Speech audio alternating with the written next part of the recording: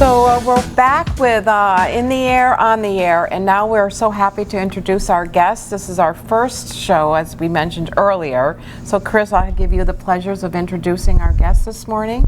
No, sounds good. Thank you, Kate. So with us today, we have two representatives from Air Methods. Air Methods is a air ambulance operation that is based here at Westfield Barnes Regional Airport. And with us today, we have Guy Randall, who is a pilot. Good morning. Welcome. And we have Brendan Colt, who is a medic. Good morning. Thank you for being here. Thank you for being here. Thanks for having us. Yeah, we're very excited. Obviously, this is our first show here. And you're a relatively new tenant here at our airport compared to some of the others. You've had your operation here, I think, for the last 4 years. But maybe before we get into about the Air Methods, maybe each of you could just talk a little bit about your career paths, because we're really focusing on getting the public to understand the workforce challenges, getting pilots and mechanics, but also in the medical field. Tell us a little bit about your career paths. So maybe we'll start with you, Guy. Thank you. Another career path starting in the military. So the Queen had paid for me to learn to fly. So I did a large proportion of my flying time within the Navy. Having an experience around the world, ranging from search and rescue to trials work to anti-submarine warfare to Gulf War, and then back into teaching people how to fly a little later in my career.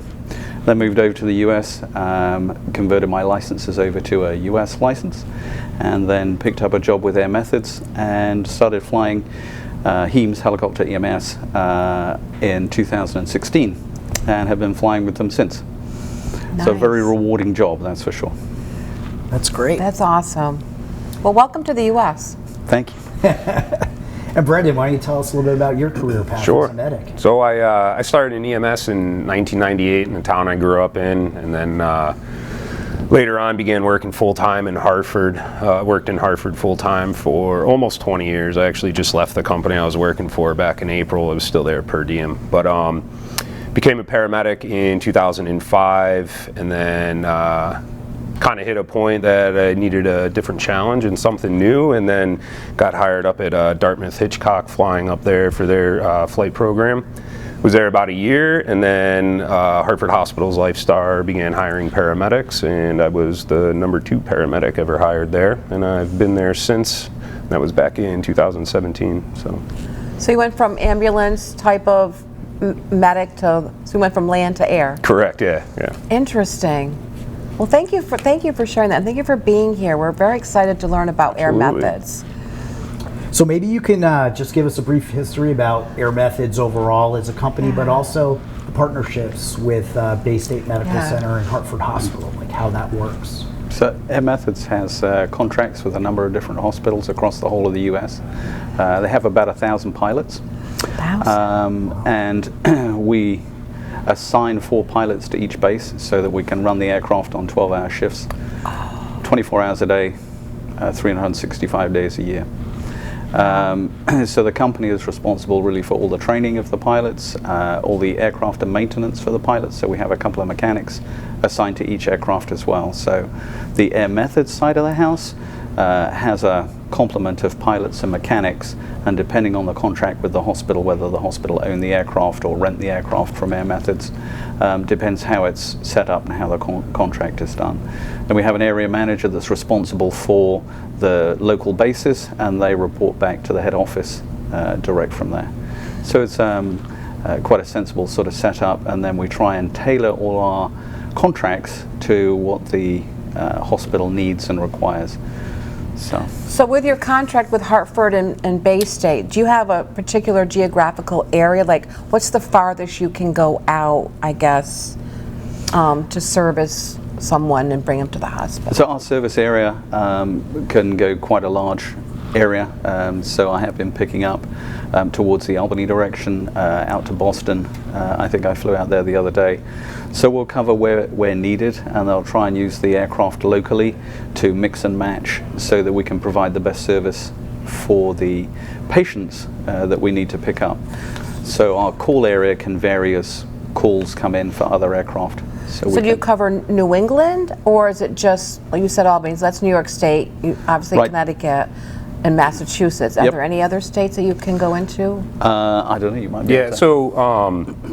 so we work very closely with all the other programs in New England. So Boston Med Flight, Dartmouth, Life Flight of Maine, Life Flight in New York, UMass, Sky Health, and we all work collaboratively to cover all of New England. Okay. So if, Boston needed an aircraft in their area and didn't have one and we were closer, we would go, same thing with UMass or Dart, and then vice versa. So we can essentially go anywhere in New England. We've been as far as Philadelphia, all the way up to, Dartmouth, up in New Hampshire. Nice. So we cover a pretty large Interesting, area. yeah. Primarily Western Mass and all of Connecticut is our primary area, Sure. and then obviously much more outside of that. Interesting. Maybe you could walk us through like a scenario where you're doing a response. Like Yeah. maybe explain how you get notified, Sure. the decision process about actually doing an airlift, going to a site, what you're looking at, and then going to the hospital. Maybe you could just kind of talk us through that process. Well, yeah, I guess if I start off, the call will come in, they'll task us as to where they want us to go, and the most immediate priority is to make sure that we're weather capable to go and do okay. it. I have a question with that too. So when you get the call comes in, who's notifying you? Is it the state police? Is it a hospital or first responders on a scene? Like who typically is notifying you that they need assistance? Depends what the call is going to be. If it's needing to come in from the hospital, then that can come in direct through our communication center. If it's a 911 call, it'll come through our communication center anyway. But the response caller is different. Oh, okay. So that can make a difference. So we can do hospital-to-hospital transfers, or we can do roadside pickups. It just depends what the nature of the call that's required. So if it's a roadside pickup, let's say, Right. is that a law enforcement making that call or first responders? Usually first responders. Okay. So once they've initiated that, then the call will come through to us. We don't get, from the pilot side of the house, we don't get to know what the call is. It's important that that doesn't affect my decision whether to fly or interesting. not fly. Right, okay. So once we've got that call, then I can check the weather. I usually have a pretty good handle on what's going on with the weather. Once that's sorted out, then I've got to make sure I'm within my weather criteria and I'm legal to fly. Once we have all that sorted out, then I can come back and I can accept the flight, and then I can hand it over to these guys and they can sort out the medical side of the house. So I'll leave that with you. Yeah, so our goal is to be off the ground within 10 minutes. We average right around 10 to 12 minutes throughout the year is usually when we're off the ground. Once we get up in the air, we're going to give them the info that they need, such as fuel and how many people on board, and just confirm the area that we're going to, and then they're going to give us the patient information. So the medical crew also has no patient info prior to Guy accepting the flight. Really? With the patient info, depending on where we're going, we get a little more info if we're going to a facility, a little less info if we're going out to a scene or roadside. But usually we'll get an age, what's going on with them, any special equipment that may be involved, and then usually a patient weight. The patient weight helps us start figuring out medicine calculations, but also helps on their end to make sure that they don't need to burn fuel, which is also weight, and that we can.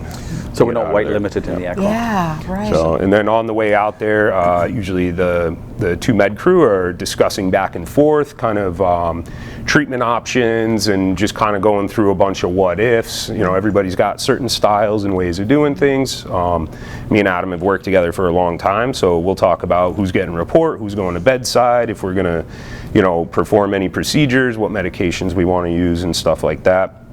And then we'll also be discussing with the pilot, is there any weather coming in, any duty time issues, anything that we need to take into consideration. There's a lot of crew resource management and communication going on between the three of us in flight, just basically hashing out all the what ifs along the way. We've got to make sure that we're legal on our time, because the FAA will only allow us to fly for a certain period of time, and we've got to make sure that we're legal really? weather-wise. And so once we've met all that criteria, we don't want to throw into the scenario what the particular patient is, for the safety reason of being, okay, this is a PEDS incident or whatever it might be, so that can influence your decision whether you're going to take the flight or not. So we try to err away from that side of the discussion, so that we just get on and clinically decide, yes, okay, we're good to fly, we're not good to fly. Once we've got that decision made, then we'll move on from there as quickly as we can. It's important to take that emotional piece out. Absolutely. Right? That's Absolutely. the whole purpose of that. I Interesting. never even thought about that being a consideration. You know, to me, as just a layperson, not understanding what life flights do, but it's interesting that that could influence your decisions. Thought process, yeah. And I'm just surprised at all of that. Now I have a better understanding of your mission, and very interesting. And then, so once you get in the air, you have the patient, and then you're flying to one of the hospitals. Right. And then what happens? From the patient pickup, we'll either be picking up at the hospital or picking up at the roadside. And if it's a roadside pickup, then there's a lot of coordination to deal with the fire department, where we're going to land. All that criteria we need to take into consideration. Is it safe to land here? Yeah. Whatever it might be, wires are our biggest issue of where we're going to park it. So we do a lot of training within the local community to make sure that the fire departments have a good grasp of what we require. And once we've got that sorted out, then that aids our landings.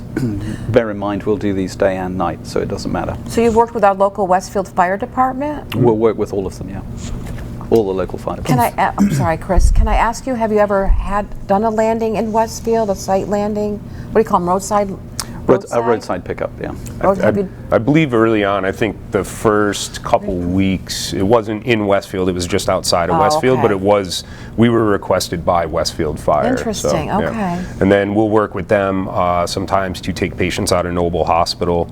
Oh. We'll fly over to one of the ball fields over there, and then they actually pick us up. And then occasionally when we're down for weather, if we can't get an ambulance, Westfield Fire will come pick us up. We'll go to Noble, pick up a patient, and go out to Bay State usually. So we work with them pretty well. We talk to a number of them on the side quite often. Yeah, they're great. One nice thing that MassDOT Aeronautics did maybe 3-4 years ago is they put together a video training for first responders, all the fire departments across the Commonwealth, about how to deal with arrival of helicopters on roadside pickup. And that is a great training aid that MassDOT Aeronautics did and shared with all the departments around the Commonwealth. So that's interesting. In fact, a couple of years ago, there was unfortunately a bad accident on the Mass Pike, and your team responded. And before they landed, they kind of did a survey of the area to check the terrain and everything, and obviously made a safe landing, got the patient out safely onto the hospital. But there's a lot to it. I had no idea before you land, because to your point, Guy, the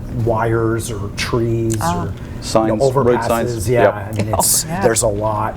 When you're landing at an airport, the airspace is supposed to be clear. You have cleared trees, or you have approaches to runways where you're landing in a remote location. It's more challenge there. Well, and even coming back in here, there's always a lot of communication. Whatever we've got going on stops, no matter where we're landing. So even coming in here, we're looking, making sure nobody's on the taxiway, or somebody approaching that maybe nobody knew was there. So it's still always eyes out, no matter where we're going into. It's easy to get complacent coming into an airport, but it's still good to be communicating. And we have that as a sterile cockpit. We term that, so that when we're doing our landing and taking off, then we can concentrate on exactly what we're doing. But the whole idea of a quick response is to be within that golden hour. So that's what we're aiming for the patient, is to get them from wherever they needed to be into an ER or OR or whatever is required within that golden hour. Hence our response to be wherever we needed. And then landing at the hospital facilities, that's pretty, I don't want to say normal, but it's So it's on the rooftop usually. Or a helipad at the hospital. And that's usually as close to the ER as they can be. So we have to apply the same approach techniques as we would if we're landing at a scene. So we either have a criteria we divide it into is either improved or unimproved. And then is it just like on the television shows, they have a hospital staff waiting and they run out with a gurney? Is that No, not anymore. Okay, So all our aircraft, we have our own stretcher. So previously in the past, and actually there's still some aircraft out in New York that it's called like a sled. It's essentially a stretcher with no wheels on it. So that's where they would bring out the bed and you would slide that sled onto the bed, whereas we have like a normal ambulance stretcher. So most of the places we go now, there might be a staff member waiting for us to escort us, but not necessarily coming out. So to the you're aircraft, so. escorting them into the facility, not the other way. Usually, yep. Interesting. Unless we need a hand, if Of course. patient went into arrest or something, Of we'll course, yeah. request some help and they'll come out and help us. But Now I got that straightened out. I watch too much TV. Huh? that was reality. That was reality at one time. That wasn't all TV. It used to be that way, but it's changed. So I'm curious, approximately how many missions do you have a month out here at Western Lawrence Regional You might be Airport? able to. So this base alone averages around 300 completed patient flights a year. A year. So, yeah, and that's just this base, and that's just, I believe that's just flights. That's not also the grounds we do when we're down for weather. So That's almost one a day. yeah, Wow. about that. Yeah. So your operation pretty active. You have a staff. You have a facility 24/7, guys. You mentioned Right, earlier. yes. And how many people are staffed actually here at Westfield during a rotation? So we have the 4 pilots 4. and the 2 mechanics and the medical side of the house. So it's always, during the week we've got the mechanics and then the 2 med crew and the pilot. And then all of our staff rotate between all 3 bases. So we'll be up here, we'll be in one of the Connecticut bases, and we kind of all rotate around now. So. Yeah. But out of those people that are actually on duty, so we only have one pilot on duty at a time. The mechanics will come in and complete the rest of their work that they need to get done to keep the aircraft serviceable, and then they'll be on to an on-call rotation as well. So we have the backup facility to be able to do more than just operate one day at a time kind of thing. So we can do more. Yeah, no. One other question that I think is pretty interesting that I learned, dealing with the COVID pandemic, for a period of time, particularly during the height of the pandemic, a lot of your flights were COVID flights. Maybe you could just talk a little bit about that process and how you kept your team safe during those COVID operations. I think a lot of the precautions that had been in operation in accordance with the CDC was what we were operating to. At the initial start, I think we were all unvaccinated for the initial year, I think. So that's probably when, certainly I had flown the majority of COVID patients, but a lot of them were treated in the back of the aircraft, and I think. Yeah, so in the beginning of it, it it was pretty interesting in the beginning. There was a lot of kind of figure it out as you go. And again, with the Northeast Air Alliance, which again is that collaboration with all the programs in New England, we have a monthly meeting, which we actually had at 10 today. All the managers are on. So there was a lot of collaboration between the programs, kind of seeing how everybody was doing it. And, like I said, there was a lot of following CDC and hospital guidance, but also kind of figuring out how that fits in our environment. There was a period of time, I don't know what length of time, but there was definitely a period of time where probably 90 to 100% of our patients were COVID. Really? Wow. This base flew down to Queens 2 or 3 days, I think 2 days in a row, day shift and night shift, and I believe it was 4 or 5 patients that we moved out of Queens up into upstate New York that were all COVID. It's full PPE. We had gowns, glasses, then 95s with a surgical mask over it, plus getting in the aircraft with your helmet, your flight suit, and everything else. So weight loss was pretty easily achieved. Make your medical weight, it's awesome. And then especially going into summer, it was pretty brutal. So currently now we still fly all patients, no matter what their COVID status is. We still wear the N95s and we always have eye protection. So until proven otherwise, that is still our standard now. So. Well, very interesting. Well, we really appreciate being our first guest on our In the Air, on the Air Absolutely. Opening show.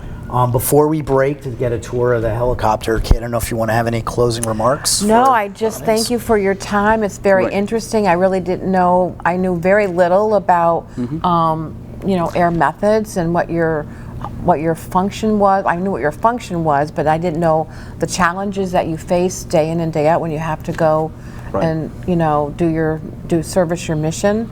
So thank you again for your time, and be safe out there, and thank you for what you do. I just got a couple of things that I'd add on, and that's really the way we work as a team. Is that we're a life flight aircraft. Life flight. I provide the flight, and these guys provide the life. So my responsibility is the aviation security and safety, and these guys take care of the patient, which is an amazing job, and the skill sets that these guys have is huge.